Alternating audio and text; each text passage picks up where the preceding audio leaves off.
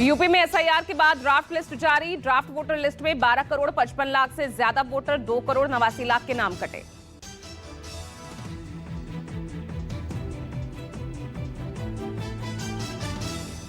Samajwadi party नेता रविदास मेहरोत्रा ने SIR draft सूची को लेकर चुनाव आयोग पर तंज कसा। कहा, आयोग का काम नए मतदाता जोड़ने का तो काम ही नहीं हुआ। आप सांसद संजय सिंह ने यूपी एसआईआर ड्राफ्ट लिस्ट को लेकर चुनाव आयोग पर तंज कसा।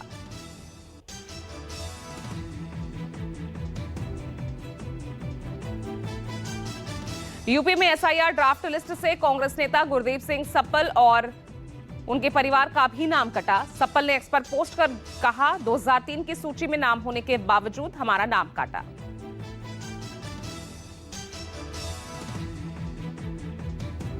यूपी कांग्रेस अध्यक्ष अजय राय ने कहा, 2 करोड़ 89 लाख मतदाताओं का नाम हटाए जाने की जांच होनी चाहिए।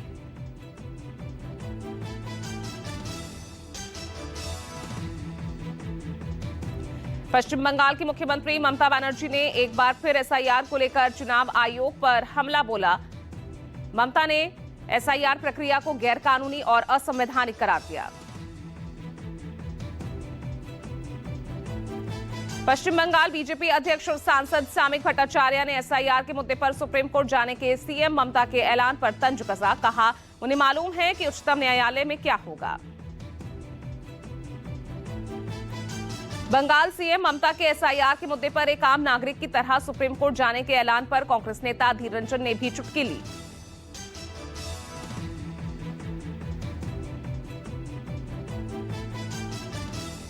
पश्चिम बंगाल के दार्जिलिंग के बीजेपी सांसद राजू बिष्ट ने मुख्य चुनाव आयुक्त को लिखा पत्र। राज्य में चल रही एसआईआर प्रक्रिया में चाय बागान वनवासियों और बागान श्रमिकों को भी शामिल करने का आग्रह किया।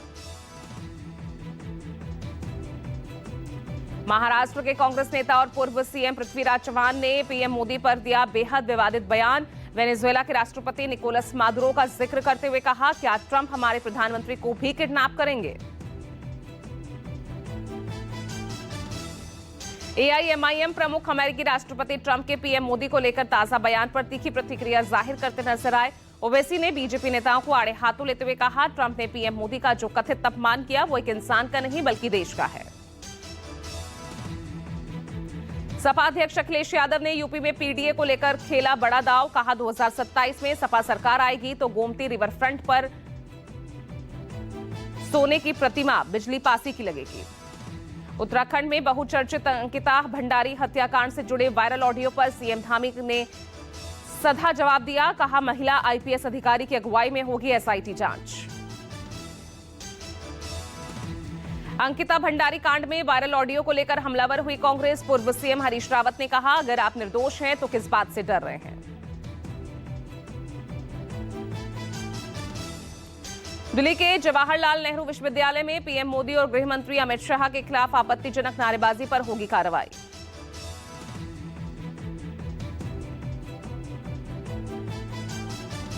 बिहार के मधुबनी में कांग्रेस कार्यालय में 2 गुटों में झड़प। विधानसभा चुनाव में टिकटों के बंटवारे से नाराज कार्यकर्ताओं ने की मारपीट।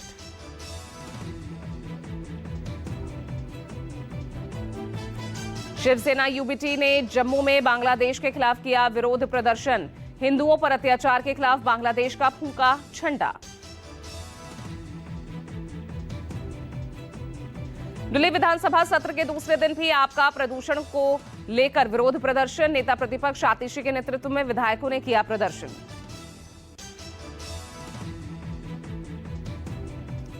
राजस्थान के धौलपुर में सड़क निर्माण में हुए भ्रष्टाचार को लेकर फूटा लोगों का गुस्सा। खैरागढ़ बज्जरगढ़ लिंक रोड के निर्माण में घटिया डामर लगाने का आरोप। संविधान के 130वें संशोधन सहित अन्य संबंधित बिलों पर संयुक्त संसदीय समिति की आज तीसरी बैठक।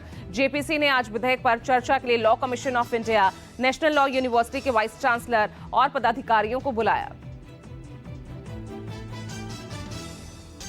इस विधेयक में यह प्रावधान है कि किसी भी मंत्री, मुख्यमंत्री और प्रधानमंत्री को जाने पर 30 दिनों के भीतर इस्तीफा देना होगा।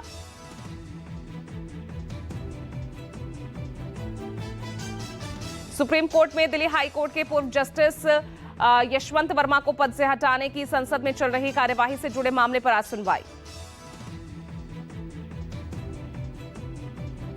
सुप्रीम कोर्ट में आज लद्दाख के सामाजिक कार्यकर्ता सोनम वांगचुक की गिरफ्तारी को चुनौती देने वाली याचिका पर सुनवाई।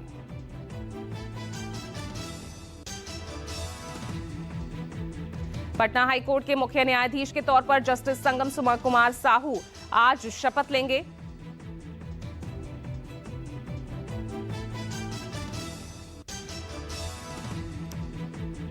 महाराष्ट्र में आईटी प्लेसमेंट को लेकर बना नया बेंचमार्क। एआरसी टी&आई नागपुर ने 4 महीनों में 350 प्लस आईटी पेरोल स्थान हासिल किया। पुरानी दिल्ली के फैज़े इलाही मस्जिद के अतिक्रमण पर बुलडोजर कार्रवाई जारी। तुर्कमान गेट के पास स्थित मस्जिद के एक हिस्से को गिराने को लेकर तनाव। पश्चिम बंगाल में गंगा सागर मेले के लिए साधु संतों का आगमन शुरू। बाबूघाट में बना पहला पड़ाव।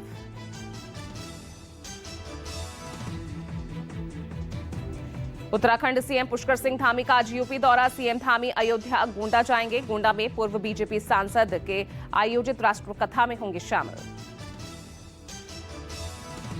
इंदौर दूषित पानी को लेकर एमपी हाईकोर्ट ने सरकार को लगाई फटकार। कहा, दूषित पानी मामले में सरकार का जवाब असंवेदनशील।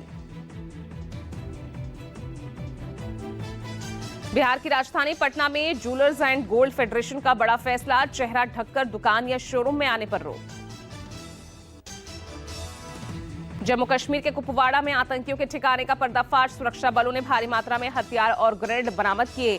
नॉर्थ कश्मीर में सेना, सीआरपीएफ और पुलिस का साझा तलाशी अभियान जारी। जम्मू कश्मीर के श्रीनगर में गैर कानूनी तरीके से इंटरनेट इस्तेमाल करने वालों की धरपकड़। पुलिस ने प्रतिबंधित वर्चुअल प्राइवेट नेटवर्क यानी वीपीएन का इस्तेमाल करने वाले 1100 यूजर्स की पहचान की। अमृतसर में आप सरपंच की हत्या में शामिल आरोपी मुठभेड़ में ढेर। तरनतारन के नजदीक गैंगस्टर को पुलिस ने मार गिराया। दिल्ली के वेलकम इलाके में हुई चाकूबाजी मामले में 3 आरोपी गिरफ्तार। पुराने रंजिश में 2 लोगों पर किया गया चाकू से हमला। यूपी के गाजियाबाद में लोनी में 17 साल के युवक की दोस्तों ने हत्या की। रविवार को खेत से बरामद हुआ था युवक का शव।